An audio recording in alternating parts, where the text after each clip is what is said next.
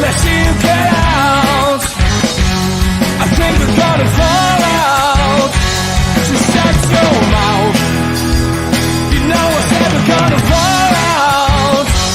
Let's see you get out.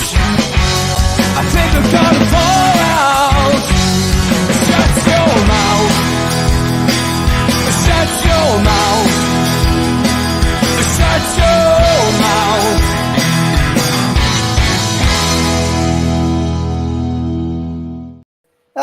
News of the world. This is what it's all about, isn't it? It's talking about the news, having a bit of crack. No football tonight, obviously, so good opportunity to bring this back with a slightly different panel tonight. It's good evening to John and Donna. How are you? Good evening. How you doing? Guys. Good to see you. And Pablo, how are you, son? I'm good, mate. I'm very good. All good.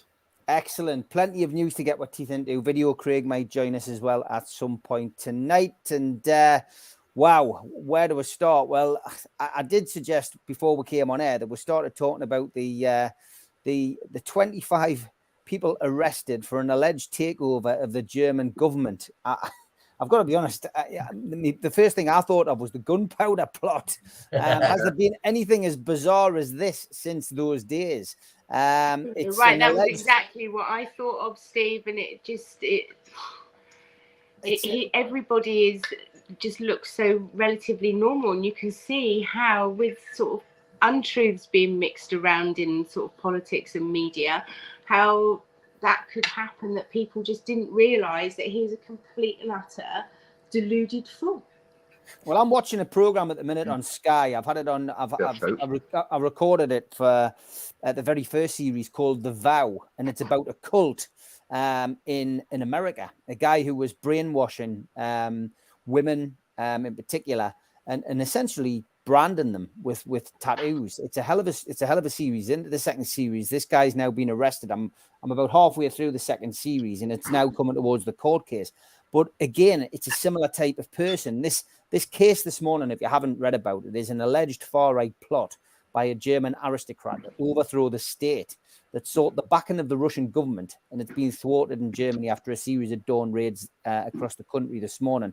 25 people, including a 71-year-old prince, a retired military commander, and an acting judge and former MP for the far-right Alternative for Deutschland, were planning a violent overthrow of the state, including an armed attack on the parliament, which was inspired by the storming of the US Capitol, according to prosecutors. I mean, this is straight out of a film, isn't it, Pablo?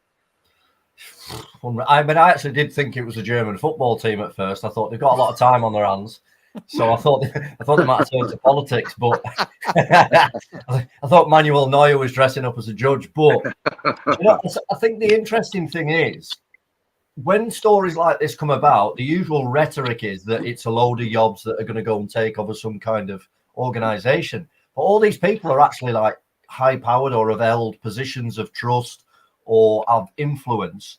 So for them to be kind of going down that route it's either mental or they know something that we don't, and they're on the inside.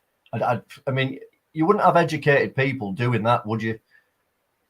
No, I mean, it's bonkers. But there again, listen, there's a prince, there's a judge, there's a former MP. That's start of a joke.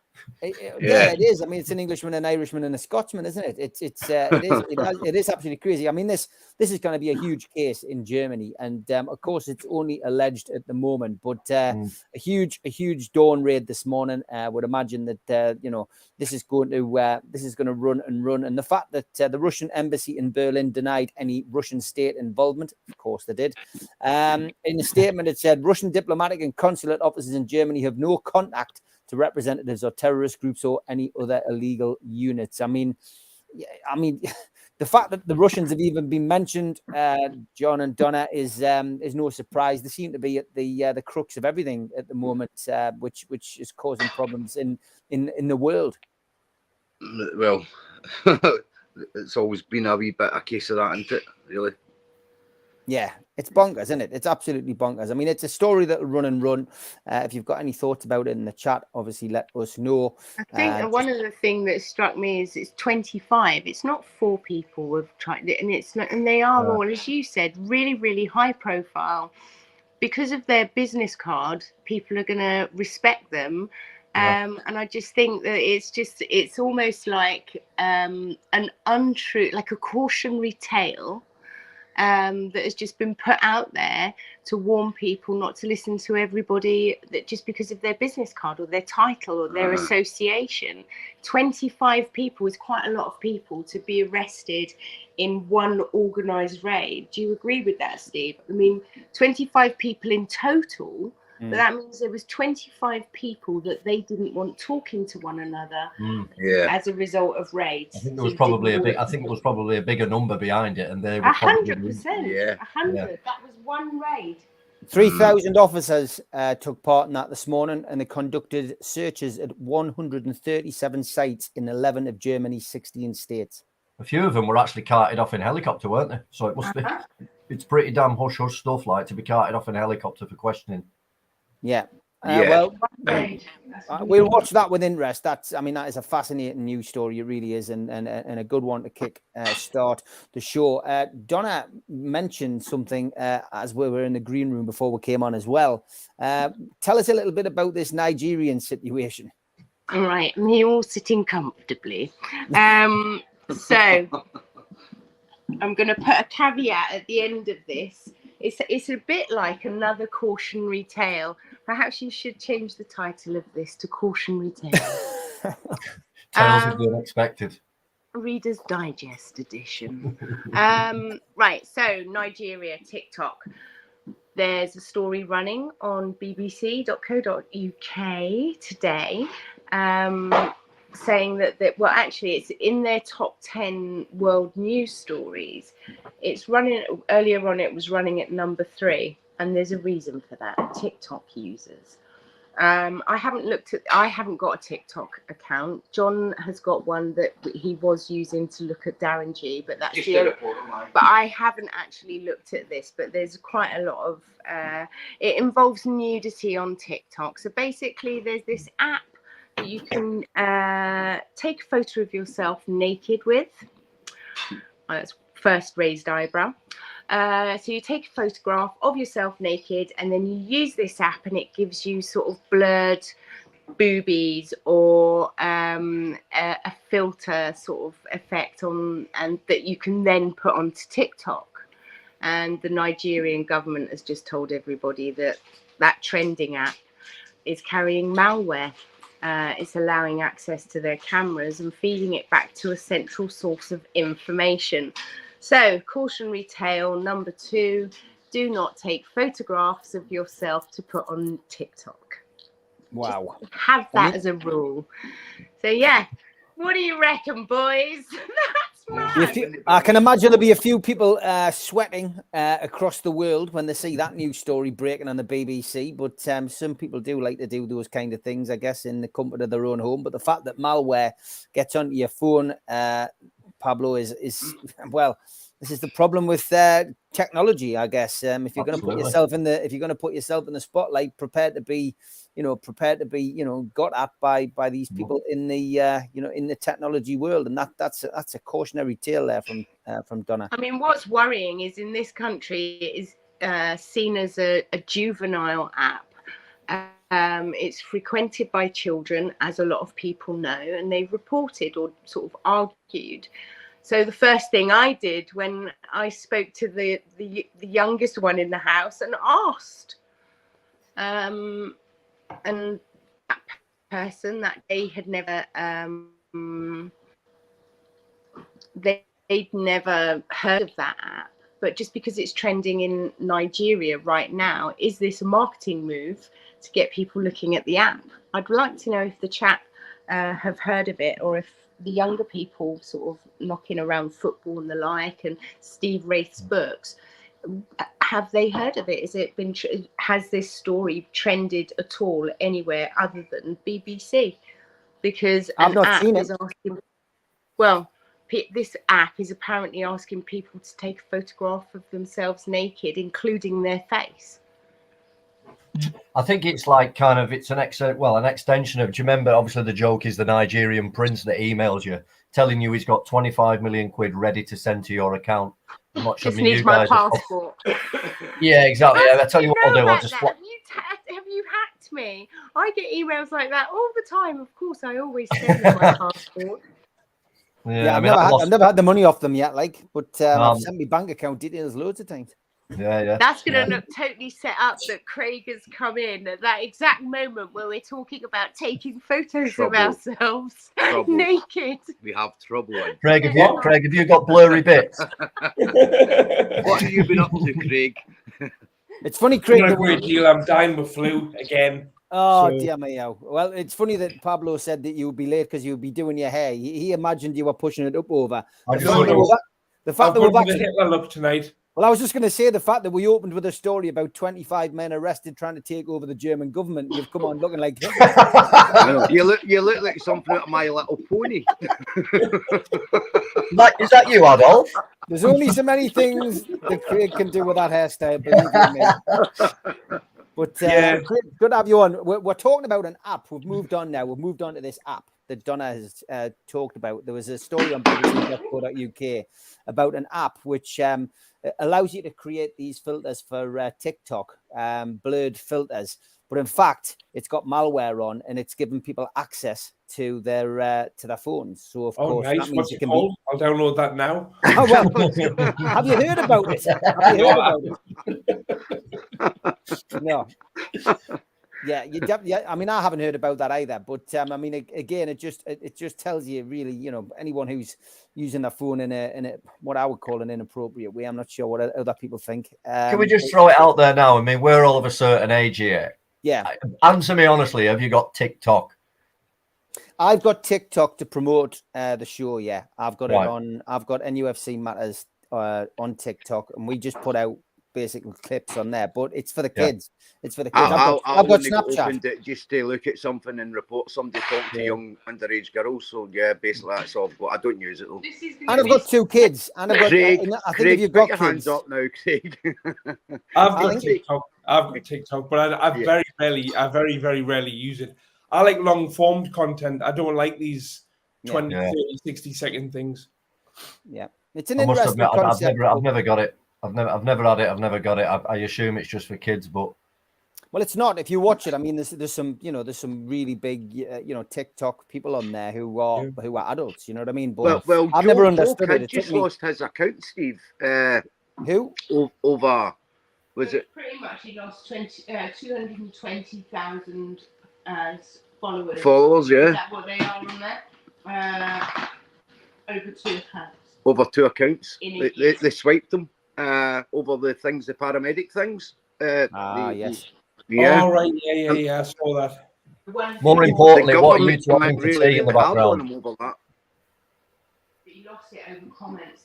You've just got to watch. You've literally just got to watch. And if, like Davy Brewer says there, you've got to be careful if kids are on TikTok or any kind of social media, Davy, because you know you have to make sure that you know what they're up to. You know, I mean, we've always had our kids' bloody passwords and stuff like that. I think it's very important because you just don't know who is trying to get in touch with them, what they're trying to do. We've got a good relationship with our kids. They've always been able to speak and talk to us about what has been said, who has contacted them. But I appreciate that that's not the case with other kids. Sometimes they can't speak to their parents. Parents feel uncomfortable, or kids feel uncomfortable, and that's where these unscrupulous, perverts get their kicks and get involved with people, and it's tragic. I saw it.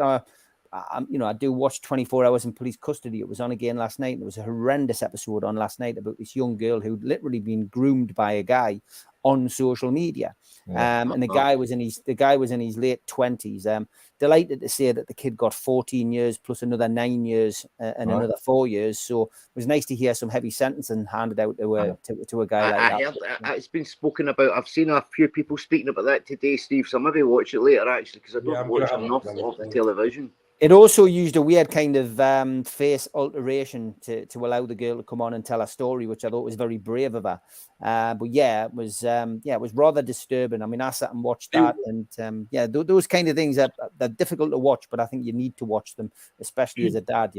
She didn't use that app, did she? That gives you malware. Definitely not. No, but I tell you what, it was social media, and that's the thing. We love social media in a lot of ways. It's great to get people in touch with each other and for people to communicate with each other. But in a lot of other ways, it can be, the poison from within your own house. The fact that once upon a time when we were kids, the only worry our parents had was if we went outside and we went to somewhere where we shouldn't go, and there was a chance of someone pulling over in a car and asking you if you wanted to to have some sweets or what directions they were, and you get grabbed. Whereas now they can get mentally affected or got to in the comfort of their own homes, and that's as well the people who commit them kind of crimes, mate, let's call them beasts or paedophiles, they are naturally cunning in what they do. This has been going on for a long time. I'm going to tell you something that I've never discussed with anybody ever really at all. This situation didn't just start in the last 10, 15 years. Do you remember those telephone chat rooms that you could ring up? I was kind of groomed a little bit on that in the sort of late 80s, and the guy came to my house. So this risk that we've got now, I think it's been going on, but people just didn't speak about it. It was like, that was really stupid of me. I was really young, and that was my bad. No, it wasn't my bad at all. So I just think any situation where children have unrestricted access onto a platform is going to attract a certain type of person. Technically, you can be who you want online, can't you? I could be. It's not a new problem, Yeah, I think that's a problem. Where the dirty old man came from, and it's not dirty old men; it's dirty people. Yeah, well, that's right. That's right. Okay, moving on, as we often do on this show, let's talk about the energy crisis. John and Donna, have you made major changes to the way you live? I mean, I can tell you now, we're being a little bit extra cautious with, with the heating. Certainly, we didn't put the heating on until a bit later this year. I find that what we're doing with lights is where, I'm certainly personally not putting a light on, which I probably would have just left on maybe last year. Careful not to put the TV on standby, just little things, and having the heating rather than coming on from say 3 o'clock in the afternoon when the kids are going in until 8 o'clock at night. Now maybe he's just doing it 3 to 5 and then, just wrapping up in the house. I mean, Christ, I didn't imagine we'd ever have to be doing this, but have you made any changes? Yeah, no, same sort of thing really. But we were speaking to a man recently, and he was absolutely bouncing because he'd been put in touch with somebody somewhere. I don't know how he met this person, but it's like a weird sort of little office close to where he lives. And they gave him heating vouchers for his prepaid meter. And I didn't know that you could get a grant to help you heat your home. Did you know that, Steve? I heard about it. I mean, I think it depends who you get your energy off. But I think no, it doesn't. It doesn't. Some cases, you get it off your bill. Grant right now that you can get now. I think if you get bills, so if you have quarterly or monthly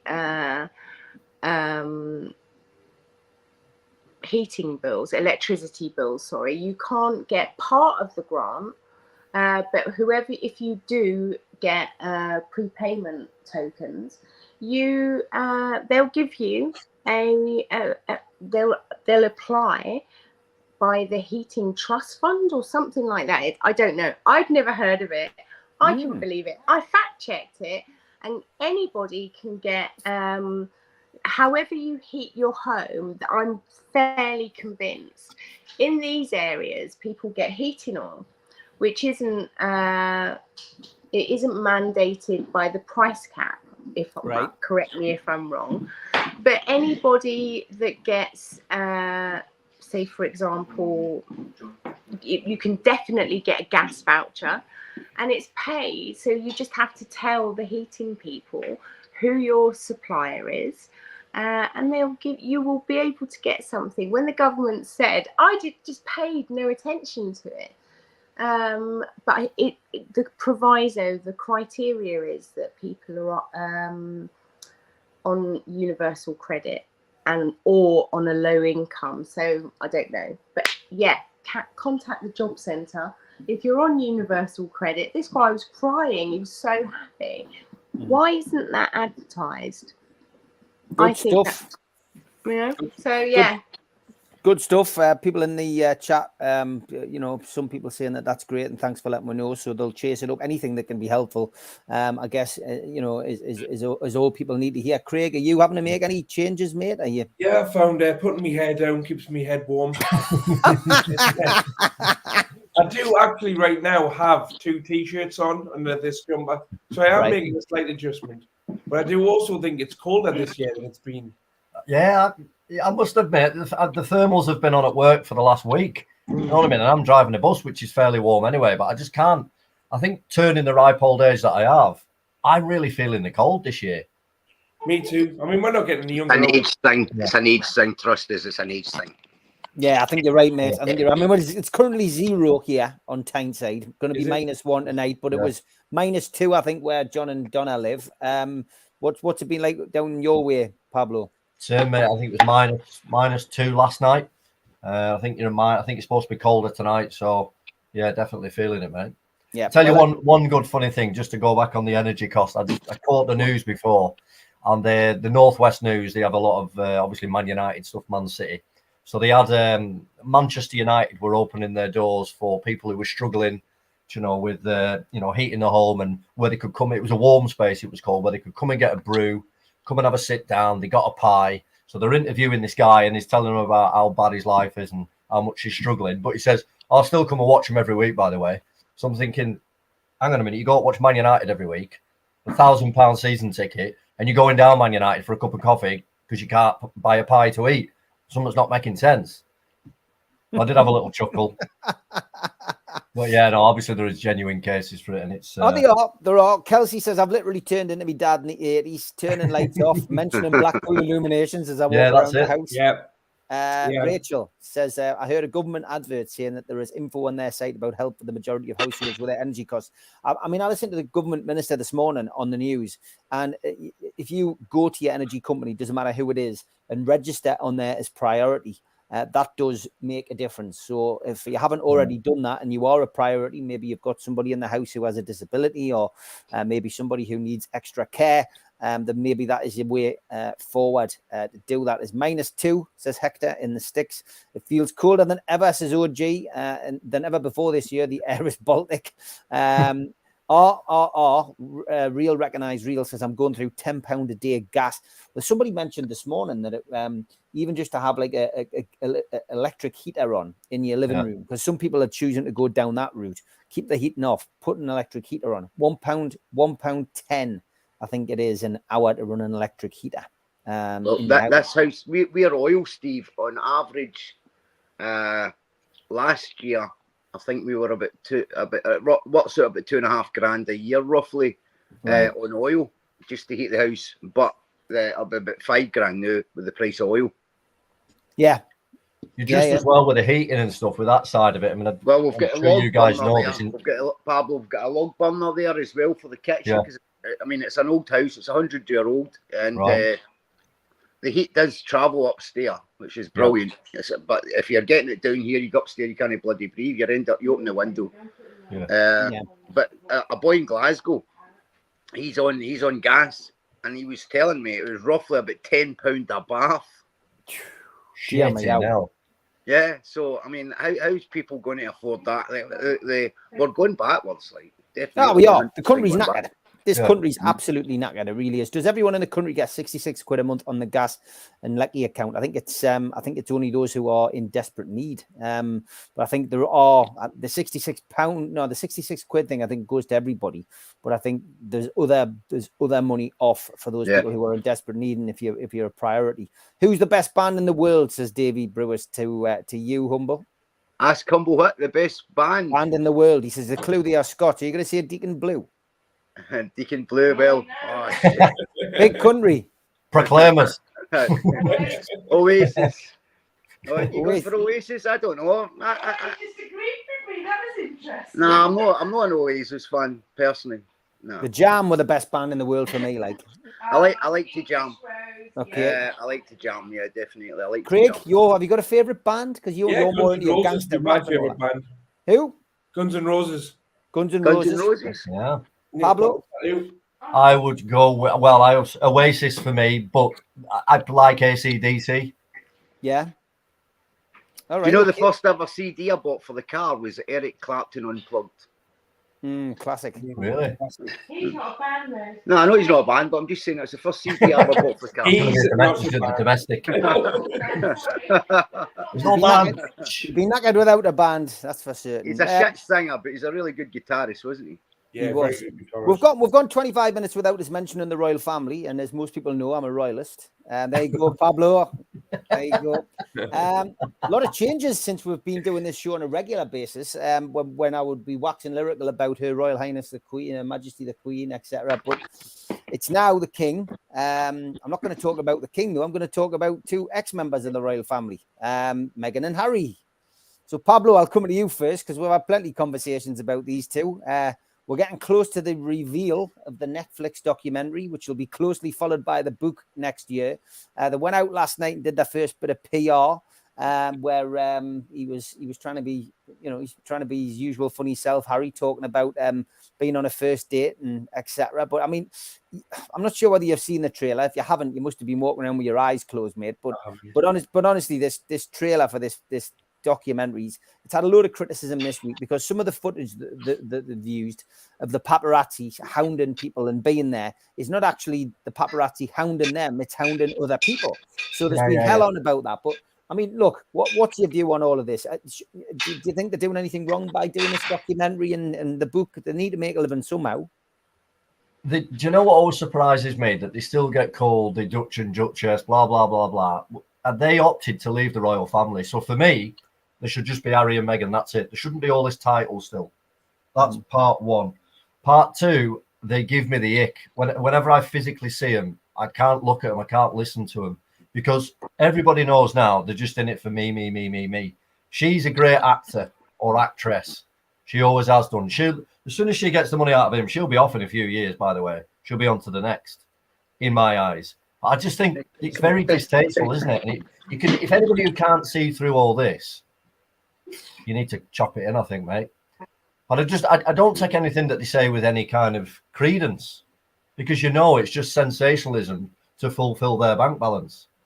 Can't be doing what Harry and Meghan, says Rachel. Jeff putting in an allegation here. He says, is Harry and the royal family or the product of James Hewitt's lines? Well, there's a question for another day, Jeff. But yeah, we've discussed that on this show before. Craig, are you interested in this whole Meghan and Harry thing? I mean, I bet it's something for comedians must love stuff like this. I haven't seen the trailer, but I will definitely check that out as soon as this is finished. I mean, as you know, they kind of brought this on themselves, didn't they? Because they must have astronomical living costs with security and everything now that they're no longer part of the royal family. So, it wonders, like, okay, Netflix documentary's pretty highbrow. I bet they're getting a pay, decent package for that. But eventually it's going to taper off. And it makes me wonder just how low that will go. Do you know what I mean? Like, we'll see them on an Iceland advert in 5 years' time. You know what I mean? Taking Kerry Katona's place? You mean not a chance, mate. Happens, isn't it? You know what I mean? I'm a celebrity or Dancing with the Stars after that. It's like because these things, this kind of interest in them for no reason won't last forever because they're not even. I don't know, mate. The old Americans, they love it. They're absolutely in love with them, aren't they? Yeah, I don't know. And it's a big old market, is the old Yankee Doodle land. Yeah. So I think there'll always be some interest. What's this Netflix documentary about? What's just their day-to-day life? Is it like a reality TV or? Yeah, reality TV. It's a camera that's followed them around, during the hardest days, with all of this situation that's gone on, and then obviously the death of the Queen, So we're about to find out he can't act very well. That's what we're about to find out, isn't it? Basically, yeah. I think it's called "I'm a Bell End to Get Me Out of Here." It's great to speak to you about different things because normally, we're just hearing you talk about lots of other things. I mean, a royal family. Are you a royalist? And are you, what's your take on the whole Meghan and Harry stuff? Humble, are you? Yeah. Are you? Oh, yeah, definitely, 100%. As for Meghan and as soon as she declared that, I don't watch her, Steve, at all. She's just an upstart. She's just a troublemaker. That's all she is. Just an upstart. Yeah. I mean, I genuinely don't disagree with you. I mean, she wants her cake and she wants to eat it at the same time. It's going to be a fall from grace. So at some point, when she turns around to him and says, "Listen, I've been seeing the gardener." I mean, how's he going to come crawling back from this? I'd like to speak the truth about the other one, but I just because not a bit of trouble. But let's face it, Megan. As I say, she was the way she spoke to the servants and everything and dealt with it. Yeah, there's too much noise about her, I think, from people who have been in close quarters. You know, I mean, they play the victim card, don't they? Which she goes down the races. She knew, but she was married into the victims. Right? She knew it was laid there before her. You know what I mean? I don't think she did. I disagree. I disagree. I think, I mean, the royal protocol that she just totally disregarded. I don't think, when you look at that, I don't think she did know what she was marrying into. Like, for example, I don't think she just totally dissed the Queen when she crossed her legs. Do you? I don't think she did. I don't think she knew that it was really bad form. But the press and the media jumped on that. But she'd be getting schooled before she was appealing. Or was she? Well, some of her friends, when they were kids and whatnot, it's come out that she always had grand designs of getting into the royal family. But whether that's a throwaway comment from someone, I don't know. But I remember listening to that, thinking a bit warped.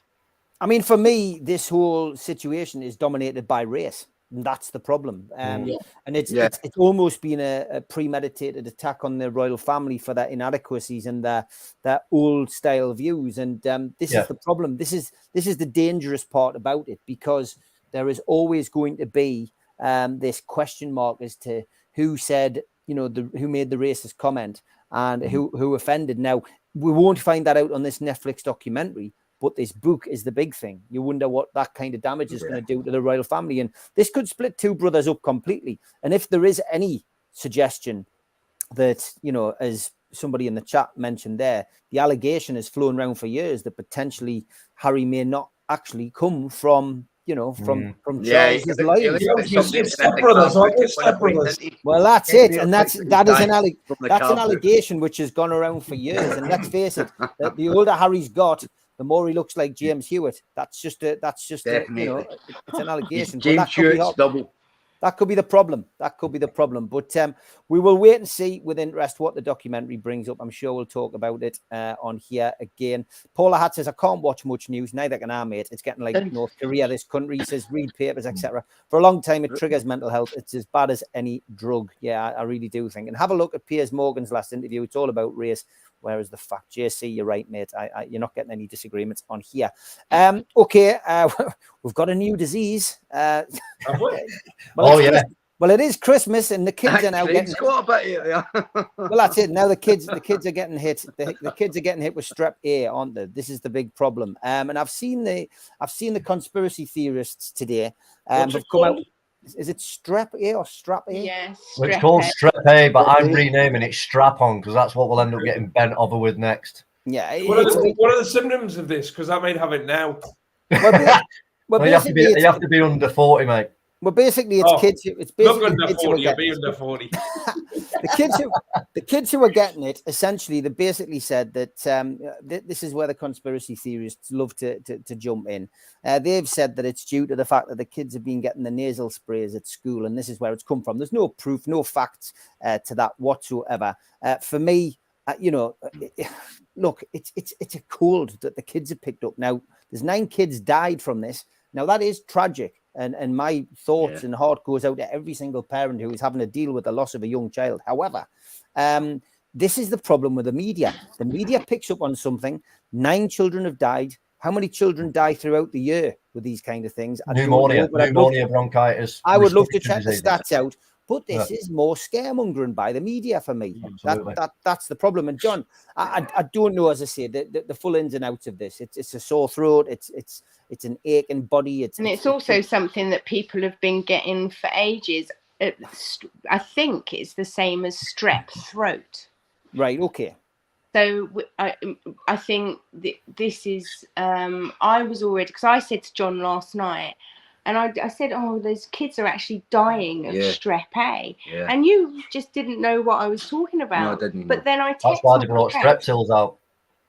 Yeah, I was looking for the lockouts in that. It's the throat. Exactly. That's why strepsils are called strepsils. There we go. And that's so it's another. But again, I mean, it's sort of there'll be SARS viruses have always existed. Strepsils are a really old product. It's not something that's been brought out in the last 28 days. So it's just I don't know. It's more scaremongering to suppress 100%. suppress the masses into 100%. being beaten down that far that will probably end up putting you in lockdown 10. You can just see it, can't you? I know it sounds really negative, but we've been through this now for 2 or 3 years. You can almost see a pattern forming, and it's. No, I mean, Craig, you're saying you're ill. I mean, you had your jabs and that. It's not COVID. You don't have to even test for COVID anymore. COVID's disappeared. Yeah, where did that go? Once they get Trump out of power, COVID just kind of slowly dwindled away. I don't even think I had the booster for COVID, but I did. I had my booster, but I'm a type, because the next thing would be potentially if it ever becomes an issue where I become ill because I've had the booster. Everybody would turn around and say she didn't admit that she'd had the booster. I had the booster because I think I've seen a lot of people with long COVID. Viruses are very, very complicated living organisms where they change. So we've now got this Omicron variant. No doubt, because of the nature of viruses, next year we'll have a different variant. I'm not concerned about it. Neither am I. I haven't had one yet. No, but it did make me ill. Yeah. I was really. When I seen Donna getting her first jab, she was in a bed for 18 hours. I was like, wow, so what's happening? I can see why people were scared of something new. Yeah. And if you haven't, most men haven't heard of strep throat. So it's that simple. But everybody, that if you're I've heard a sesh throat in the morning for about smoking. Explain yourself, Wes. So yeah, the strep thing must be very, very scary for people. Especially where people are long-term chronically sick. And they're feeling unwell all the time. To then be told that there's a new disease. The flat earthers are going to love it, aren't they? Yeah, I mean, it's funny, Pablo, you were just talking there a little bit about, about control and about, the fact that there could be another lockdown. And again, this comes down to those conspiracy theorists this week, but I've seen a one where they're suggesting that there'll be a climate lockdown in 2 years' time. And that the stats that they've managed to obtain from COVID shows who's compliant and who isn't. I mean, again, it's a conspiracy theorist. It's not to be taken as fact at all. But it's an interesting suggestion that they could try and lock you down in a couple of years' time to save the earth. To bring it back to... Sorry, mate, go on.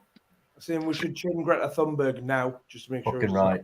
It just goes back to the Germany thing, though. They know that the people are starting to wake up to this bullshit. So therefore, they will try and suppress by using certain methods. And it just becomes governmental controlled, and it just becomes a reliant state, which I personally think that's what they're after. They know that people are waking up. Look at Coburn's brother. You know him who was down in London. He's doing speeches. Yeah. Jeremy Coburn's his brother, right? So I don't know if anyone's seen it, but he gets set up with a couple of young students. They gave him I wasn't if it was $5,000 or $10,000 as a bribe. To start pushing out the AstraZeneca or vice versa. Yeah. That's why he disappeared. A couple of young students pretended from the medical board, and they wanted that one. He was all against it. Yeah. And then the next thing, again, money talks, doesn't it? So he took the bribe. They videoed it. They swapped the money. It's quite a good one, actually. I don't know if you've seen it, Steve, no? No, I didn't, mate. Get No, caught up it, yeah, bang your rights. Caught, bang I'll watch that because, yeah, I've seen a few things about him, and he's Mr. Controversial, isn't he? I mean, it's probably the reason that Jeremy Corbyn, one of the reasons Jeremy Corbyn would never get anywhere near 10 Downing Street because of his relation. But no, I hadn't seen that. That's interesting. Yeah, a couple of young students set him up. They give him the money in the envelope, and they asked him, "What? Right? Okay, what do you want me to do?" He said, "Oh, we need you to start pushing out AstraZeneca." But that could have been a video made by Pfizer. It's mad. The TikTok. No, they caught Nigerian. That's why he all of a sudden he kind of slowly disappeared off the green. That's why. Yeah. Was he blurred in the video? Eh? Probably in a transit van in Hull. In the Aye. back of it tied up in a sex swing or something. He was going out there onto the streets and just talking absolute piffle. Kelsey says the climate-related 15-minute zone programme reported in Oxford is interesting. Impossible to know how much truth is in it, though. Even a Mr. Sift, I hope you're well. Derek says 3,000 farms in Holland getting taken over by government due to climate. I find it very arrogant that they think that they can control the planet. Neutral, good evening, says government for a gag and order on him, Corbyn's brother. Yeah, I'm not surprised. Going back to music, Paula Hatt says I absolutely love Neil Young musically, but I took Joe Rogan's side 100% on the Spotify issue. Some interesting points coming in. Keep them coming in. Random. It is, yeah. The other thing I saw today was finally, Margaret Thatcher will be turning in a grave. The first legal coal mine has been given permission to open. This is the first coal mine in decades which has been approved. A year after UK lobbied to consign coal to history. So ministers have actually given the green light to the coal mines. I mean, this stirs a few old memories, Pablo, in our kind of areas in the north, doesn't it? I mean, that was our our main industry at one point, along with shipbuilding. Exactly. Whereabouts is that going to be? At the moment, it's only in discussions. They've just given permission for it to happen. So now I guess it looks as if it's going to be West Cumbria. Right. There's a lot of talk where I live at the moment. My late grandpa hated Thatcher. Hated her. He was a deputy in the mine. He hated her. Where my dad and that thought she was the Iron Fist. They liked her. But they had reason to hate her for closing the mines down. Yeah. But back then she was right, unfortunately. Maybe nobody the favourite for saying that. That would be a bit controversial. Coal mining. I think we've actually and I don't know if it's the same in the mining sort of valleys and towns nationally, but in Wales, they've still got working mines. That's one thing. They haven't sort of all been consigned because a lot of the mines locally here, they're full of water, aren't they? Aye, they flooded them, yeah. And there's one particular mine, and I'm not going to say where it is because it will give an indication of where I might have friends and family. Hey ho. So, but anyway, I think it is a national thing where different types of mineral and rock type product, they keep the land open in order that they can be excavated for fossil fuels but I don't know if that's in that area of Wales. Do you have that in the sort of Cumbria, Gateshead, Newcastle? Because there must be quite huge. I mean, we've got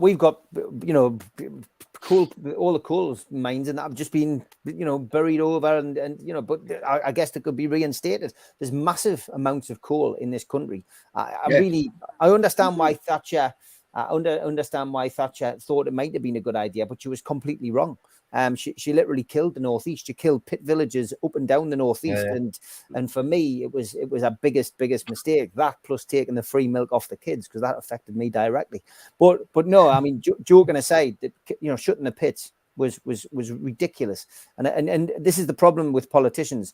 They just look at the figures. They look at the bottom line. They don't look at the knock-on effect for areas. They don't think long term. For regions and what it's done, and it's killed areas in the northeast. It's set families into poverty, and it changed people's lives forever. The problem we've got, if they open the mines, do you think the young ones are allowed to go and work now? Yeah, but there'll be different processes. Not unless you can do it on an app. Young boys to work. They do it like they do it in Japan with machines. The young people don't want to work. No. Derek says she was putting millions of subsidies into the coal mines. It ended up cheaper to import it. Comes down to figures. That's what I'm saying. Camel Laird's one of the greatest shipbuilders, says neutral. Houses are now all on former coal pits around me. Can you imagine the monkey wrenches if they open the mines? I think Gateshead is. Yeah, it's a strange place. Yeah. It's a strange topic, but yeah, look, the permission is being given for one to open, so there we go. I think one of the things is up until January, so I just want to slip this in, Steve, there's still European Social Fund money, and that was predominantly placed in areas that were coal mining villages. In Scotland, the money is available if you've got businesses or whatever. It's still the predominantly ESF funded areas were coal mining or traditional industries like boat building. If you ring your local council, they probably won't tell you about it because all the money's been collected in and it's just to be, but the money's available. I think it's really weird that just after we left the European Union, where we had funding opportunities, that they're now talking about opening coal mines. That just shows how much money people haven't had from the European Union. That's just what I wanted to say. No, that's a good point. The money's still there. There's a lot of money still available. If you can find it.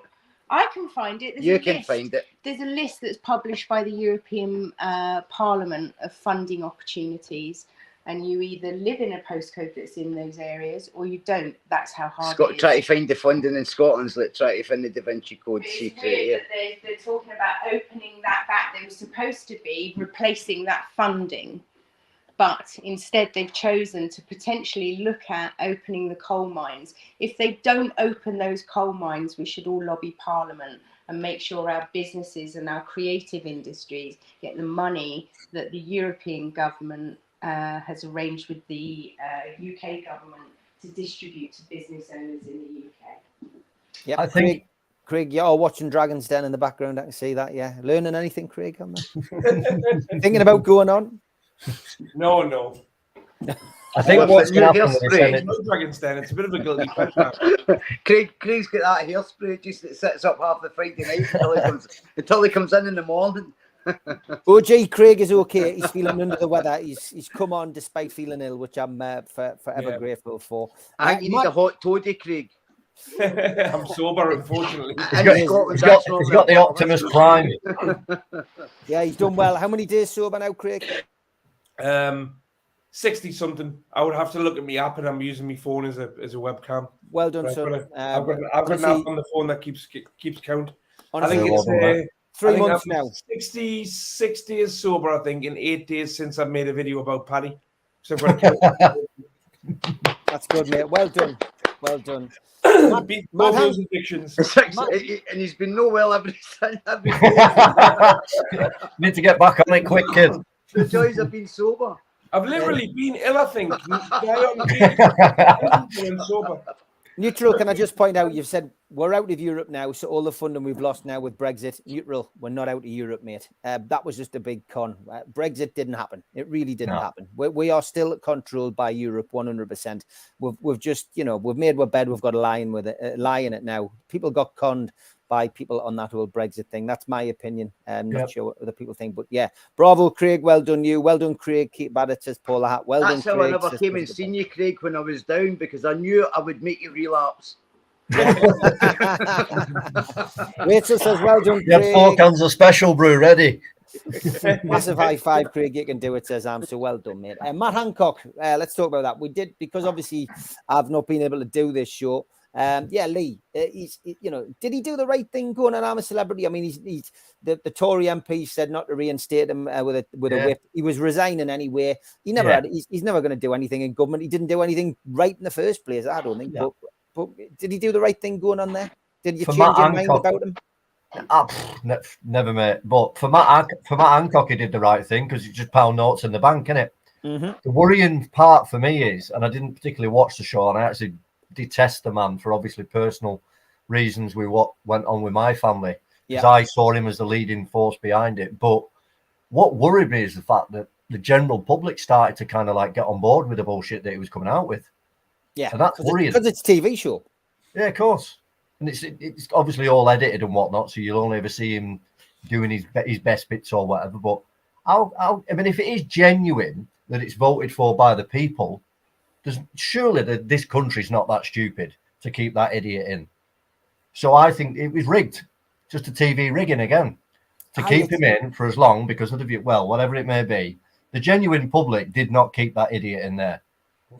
It's interesting that you say that. I mean, Craig, I was reading something today. I think Jill Scott, who obviously won it, the Mackham footballer, she basically came out and said that there was one really good bit which was completely edited out, and apparently she'd made, when she realised that there was 11 campmates in there, she actually went and did a little during the day, went out and made 11 football strips for everybody out of the material that she found in the jungle.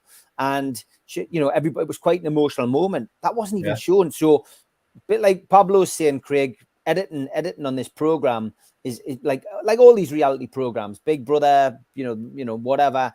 There's always editing, isn't it? So we're only really watching what the person who creates the show wants us to see. Yeah. And they'll obviously be like that in cahoots with it all. So, and also when it comes to reality TV, you know what I mean? The cameras are on you. They can't edit something in if you don't give them it in the first place. So I'd imagine, I mean, good Lord, pop stars have media training. Imagine the media training he's had to go in there. Yeah. I tell you, the interesting thing was actually on Good Morning TV the other morning, and there was a clip of him in the midst of the COVID thing. Now, there's in his book, because he's released a book, he's put on there that he was doing this interview amidst COVID, and he's there crying his eyes out. If you actually look closely, look at the clip of it, he's actually laughing, and he's saying, I was in streams of tears. Oh, I saw that. Yeah, there's not a tear in sight. And he's like, if you actually, he's actually that on Good Morning Britain. Yeah, that was with Susanna reading that. That's it, yeah. Utter rubbish, wasn't it? And then you look at that and you think, nah, you're all right, pal. Paradise, are you talking Bobby Ball? Are you talking Bobby Thompson? I'm not sure which Bobby you're talking about. Bobby Brown. Bobby Brown, yeah. You can be the sheep or the wolf, but 95% will be sheep. Me personally, I'm a wolf and I follow no one. Okay, arms. And people are fickle, Lee. I don't get it. Once you made your bed, you're laying it for me, says Derek. Clayton, good to see you back as well, mate. Thank you very much. Rob Old God says, John, put your teeth in just so viewers get the full benefit. Your snap-on teeth, like good, mate. John, couldn't get them out last time. The bottom ones get stuck. Just about, just about. Turn them upside down. Matt Hancock, mate.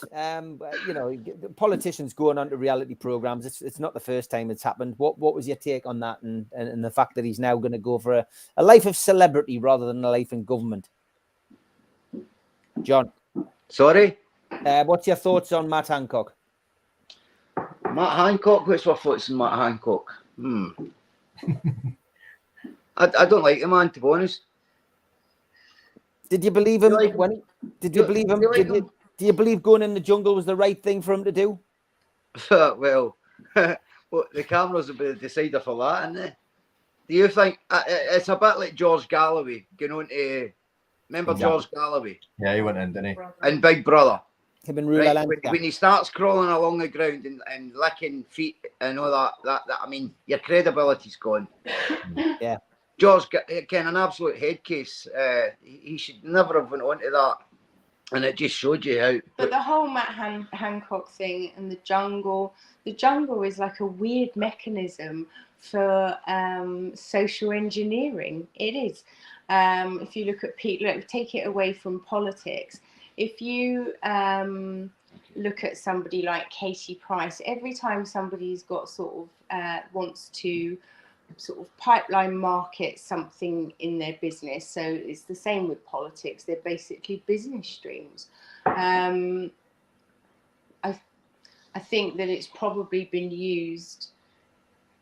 I don't know. To get people it'll go one way or the other. It'll go one way or the other. Yeah, and like Lee said, it's all about money, and he's got a big pay packet for appearing on that show. Hello, Rob.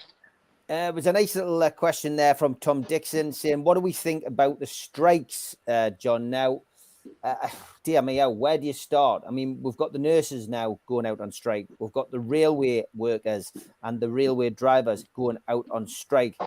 We've got the ambulance strike. I think the ambulance strike.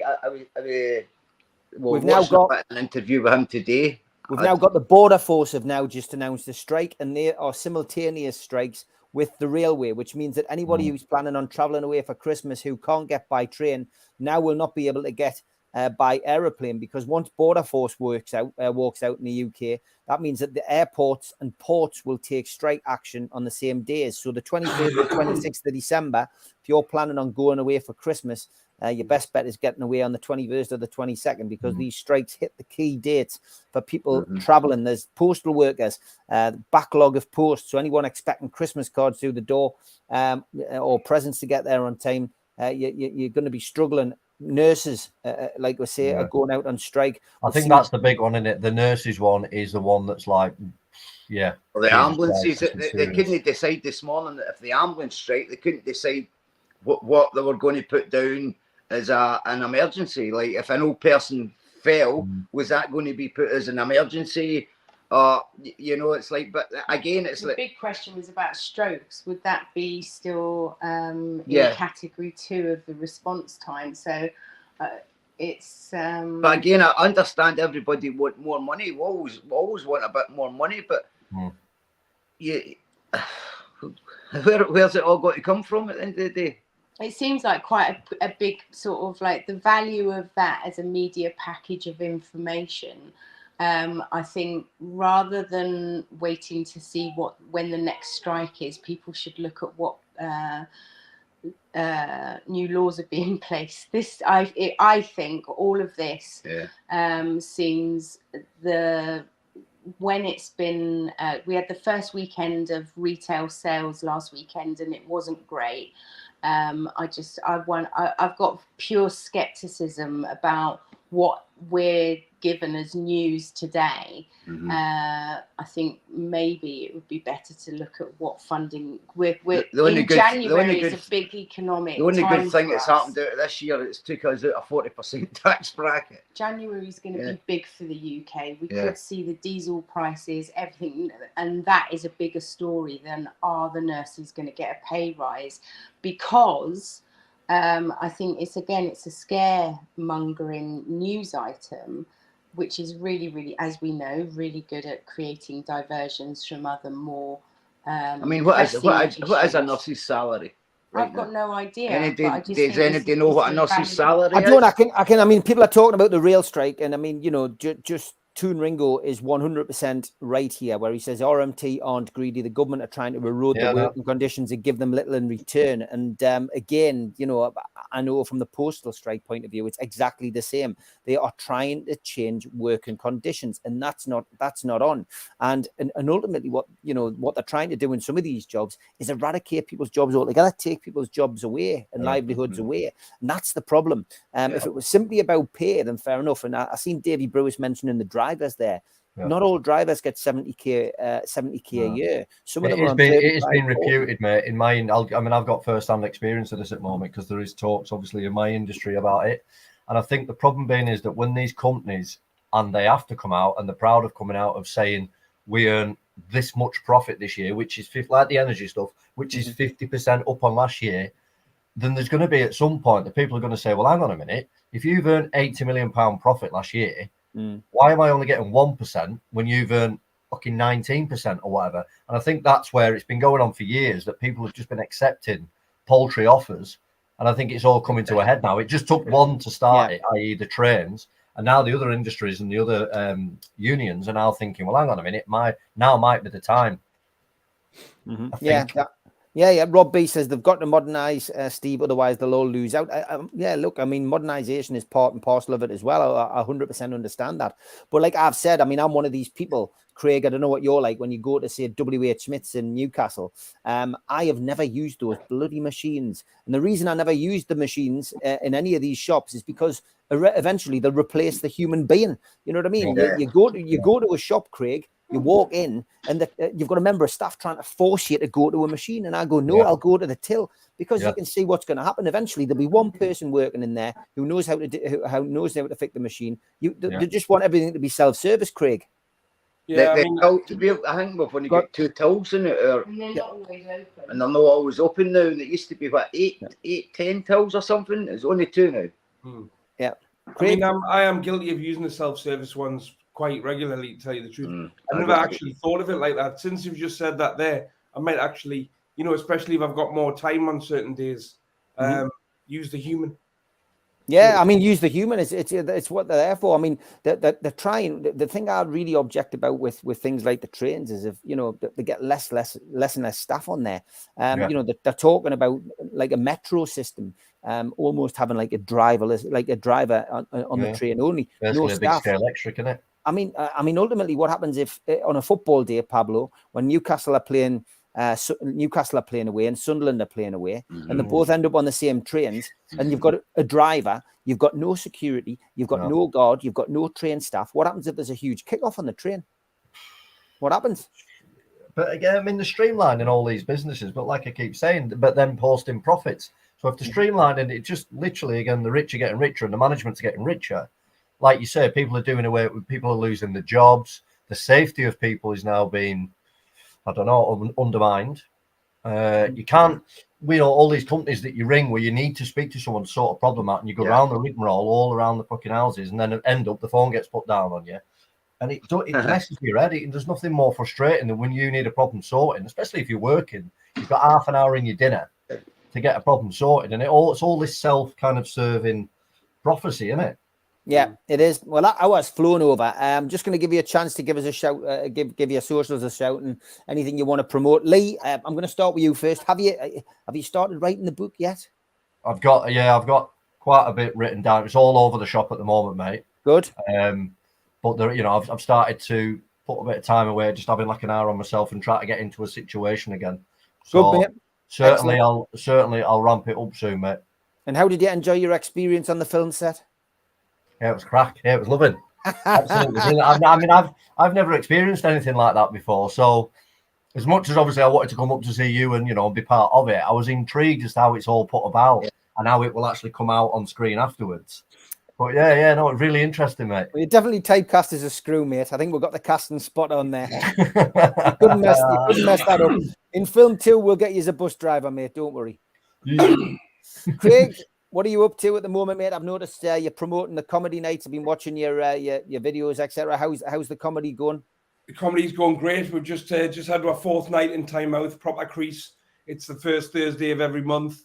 8 comedians, 2 music acts. It's free. I'm hammering out content at the moment. Not so much this week. The only thing I put out so far is there's a podcast with Robin Armstrong on my main channel. Came out on Monday night. It's a very, very, very interesting watch. It's great crack. There'll be another pathetic story of tomorrow, little skit tomorrow.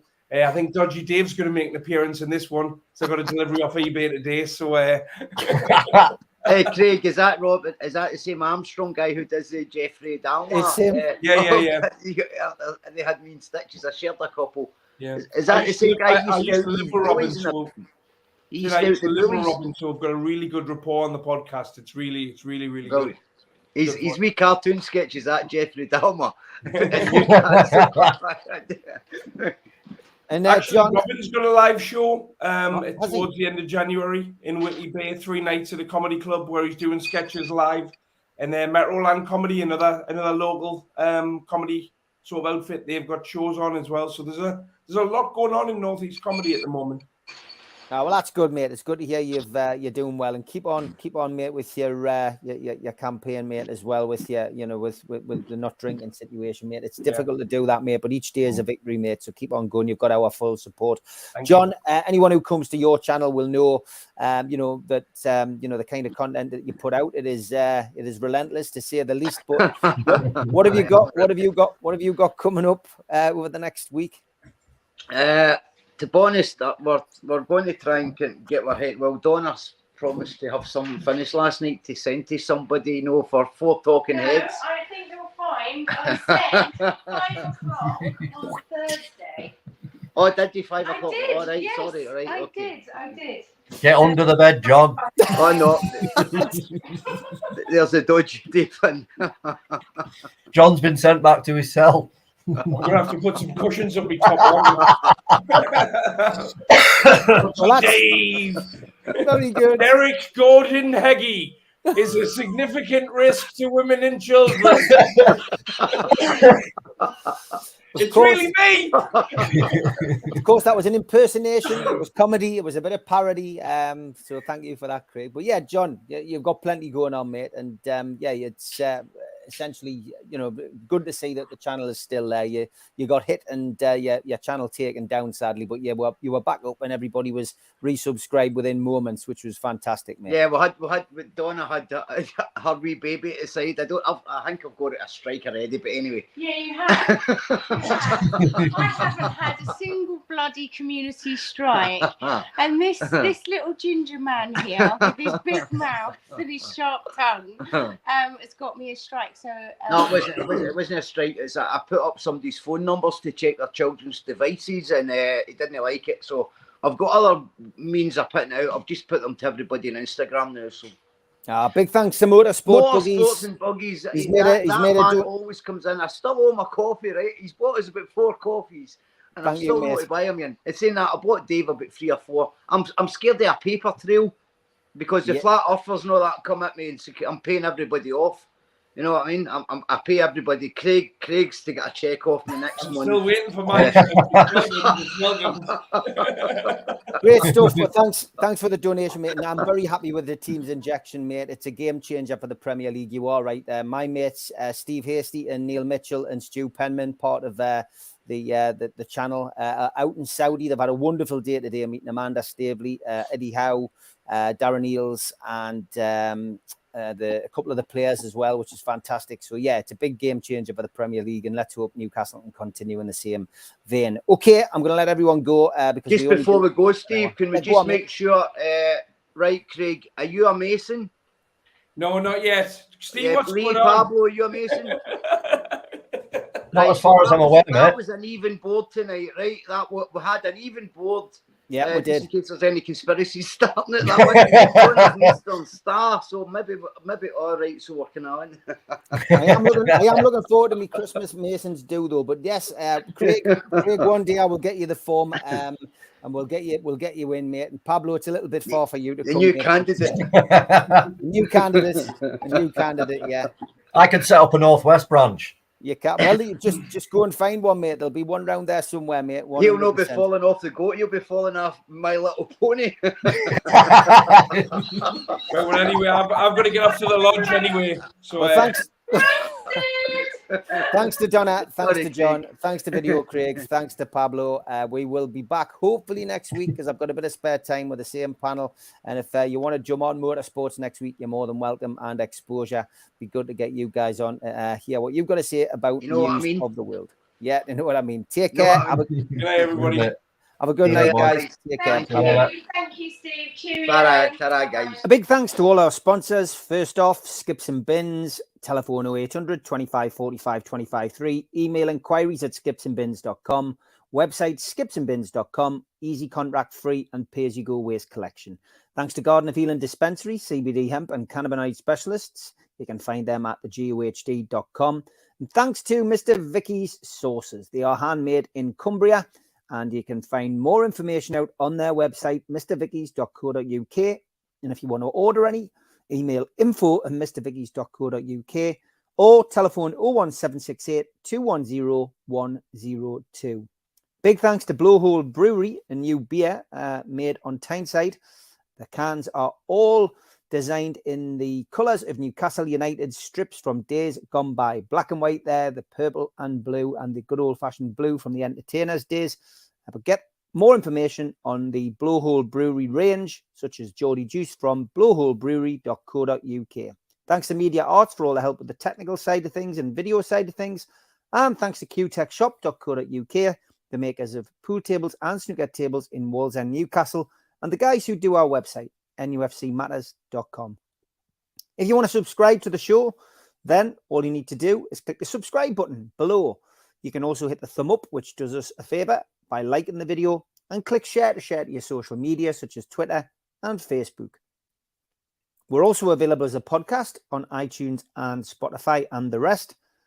And if you want to contribute to the show, use the QR code. It takes you straight to the membership pack and you can join the channel. What do you get for your membership pack? You get a scarf, a cup, a pen, and a membership card, and entry into the monthly draw. You can also make a donation by hitting the $sign in the chat tonight. We also give you something for free if you subscribe to the show. To get your car sticker, email john@nufcmatters.com and he will post you one out. We also support the food bank on this show. And if you want to make a virtual donation to the food bank, then go to nufcfansfoodbank.co.uk and make a donation today. On our website, we've got lots of t-shirts, cups, pens, you name it, memorabilia if you want to buy it and support the show. For Christmas, we have the Bruno Christmas jumper, which is selling rather well. And we'll have the bobble hats, Play Like Almiron, Bruno's Magic, and Bruno's 39 and Joe Linton's J7. Get yourself to nufcmatters.com to buy them today. If you want to buy people a ticket for one of our events next year, we've got an evening with Steve Howie, which is Friday the 24th of February at the Tyneside Irish Centre. Tickets are £50 from nufcmatters.com or newcastlelegends.com. And you can also buy them on voucher before Christmas. Get somebody a bargain and a nice Christmas present. Peter Beardsley is on the 10th of February at St Dom's Catholic Club in Newcastle. Tickets available direct from the venue. And for this one, Friday the 2nd of June next year at the Grand Hotel in Gosforth, 6:30 start, an evening with Rob Lee, Lee Clark and John Beresford. To book tickets, contact Natalie at heelandtour.org.uk or visit their website heelandtour.org.uk/events. If you're looking for a Christmas present and people like a book, then get yourself NME from the Bender Squad to the Gremlins, or the last remaining copies of Black or White, No Grey Areas, Lee Clark's autobiography, and you can get them from www.badboysbooks.net.